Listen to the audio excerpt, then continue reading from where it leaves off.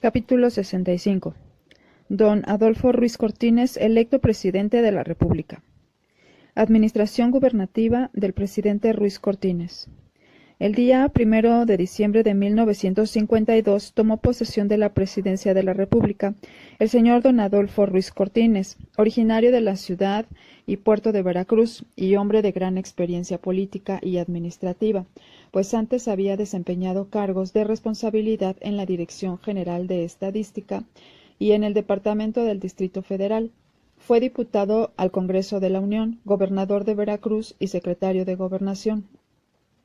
El señor Ruiz Cortines planeó una excelente gira de propaganda política, tanto para auscultar la opinión pública y cerciorarse si el pueblo le daría su voto, como para conocer las necesidades de cada localidad. En esta gira llegó a los más apartados lugares del país que jamás habían sido visitados por candidato alguno. Debe decirse porque es un hecho que no solo los visitó como candidato, sino después los volvió a visitar como presidente. Es confortante palpar que los elevados funcionarios de la nación no están ya distanciados de las clases más humildes de nuestra sociedad, a las que procuran visitar, escuchar y poner en práctica aquellas iniciativas o peticiones que se les formulan cuando éstas son de interés general. Muchos son los problemas que tiene cada día el pueblo mexicano y no es posible que el gobierno pueda acudir a remediarlos todos de una sola vez. A juicio del que esto escribe, los problemas fundamentales son los siguientes: proporcionar trabajo a todas las gentes para que tengan un modo honesto de vivir, moderar el alza inmoderada que los acaparadores fijan a los artículos de primera necesidad, pues sin estos, aunque el pueblo trabaje y gane dinero, no habrá cantidad alguna que baste para su vida. Destruir los grandes latifundios que aún existen para dar tierras a los campesinos que la necesitan, aumentar los sistemas de riego para que el campesino no esté sujeto a las variaciones pluviales, ensanchar la red de carreteras para que queden comunicados todos los pueblos y se puedan llevar con rapidez y poco costo las mercancías de uno y otro lados. Acudir al problema de la electrificación no solamente para garantizar la vida en los pequeños poblados, sino para practicar las industrias que se mantienen con electricidad. Acudir al problema de la enseñanza con el objeto de elevar el nivel cultural de las generaciones presentes y futuras.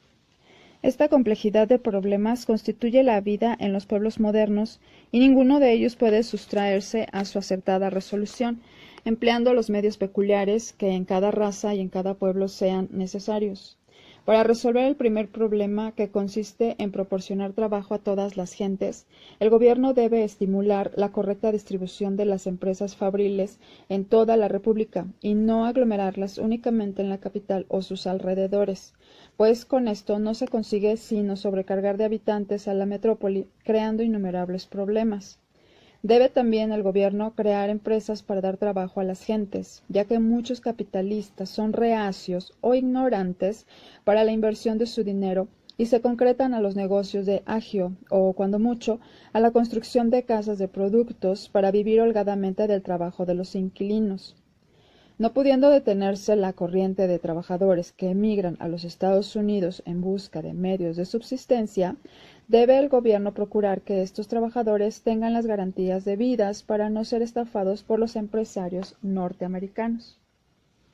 El segundo problema consiste en detener el alza inmoderada de los precios de los artículos de primera necesidad. Esto lo ha venido tratando de resolver el gobierno mediante los almacenes generales de depósito, la CONASUPO, y otros organismos que propenden a comprar la producción y distribuirla al consumidor a precios equitativos.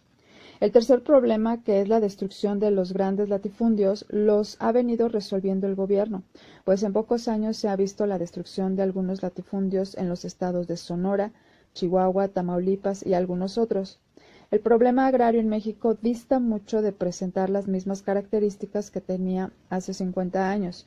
Ahora un pedazo de tierra al agrarista no vale nada si no se completa con el sistema de riego, con el Banco Refaccionario Agrícola y con otras muchas agencias, equipo de maquinaria, industrialización de los productos, transporte de estos, etc. En 50 años el problema agrario en México reviste caracteres muy diferentes a como lo soñaron muchos hombres. El cuarto problema, o sea, el de los sistemas de riego, se ha venido resolviendo desde hace cerca de 40 años por todas las administraciones, según lo hemos dejado apuntado en capítulos anteriores. Igual ha pasado con el quinto problema, o sea, el de las carreteras. No es fácil de resolver este problema en un país montañoso como el nuestro, en donde cada kilómetro de construcción es muy costoso y en el que los vecinos no pueden acudir con su cooperación al gobierno por la misma miseria en que generalmente se encuentran. El sexto problema es el de la electrificación y acerca de este se ha dado ya un paso muy importante, nacionalizando gran parte de la industria eléctrica. Finalmente, el séptimo problema es el de la enseñanza. No entiendo dentro de este problema únicamente el de la alfabetización, sino el de enseñar, imbuir, imponer la cultura al pueblo. Para enseñar, para educar, para culturizar a una nación, no es la escuela la única agencia. Para educar al pueblo en sus principios políticos es indispensable que el partido político lo haga con eficacia. El partido político no tiene por objeto sacarle el voto al ciudadano en los comicios, sino educarlo en la vida cívica para que sea consciente de sus deberes como mexicano. Para educar al pueblo es indispensable que los sindicatos agrarios u obreros le enseñen a sus asociados sus deberes como trabajadores. Para educar al pueblo es urgente que los espectáculos públicos, a los que el pueblo asiste con la necesidad de divertirse, se eleven a un plano superior, para que el espíritu del hombre se supere y no se degrade.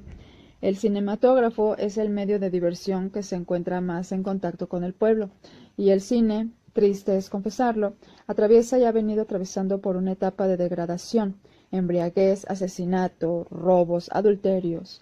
Esos son los ejemplos perniciosos que nuestro pueblo está contemplando diariamente en los salones de espectáculos.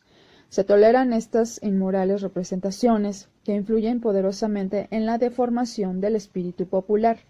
El radio y especialmente la televisión son otras agencias de inmoralidad para destruir el espíritu de las gentes, niños, mujeres, hombres y hasta ancianos.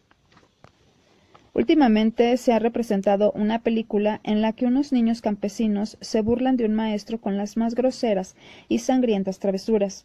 Tal película es una soberana falsedad.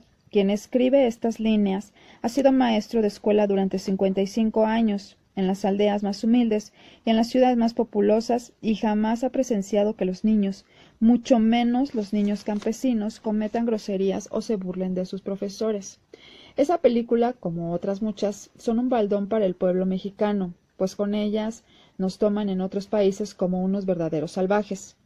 La educación del pueblo que el gobierno debe procurar no solo se imparte en las aulas, se imparte en las comunidades agrarias, en los sindicatos, en las delegaciones de los partidos políticos, en los clubes deportivos, en los cines, en los teatros, en la televisión, en el radio, y mientras no se cuide de perfeccionar todo esto seguiremos en la incultura.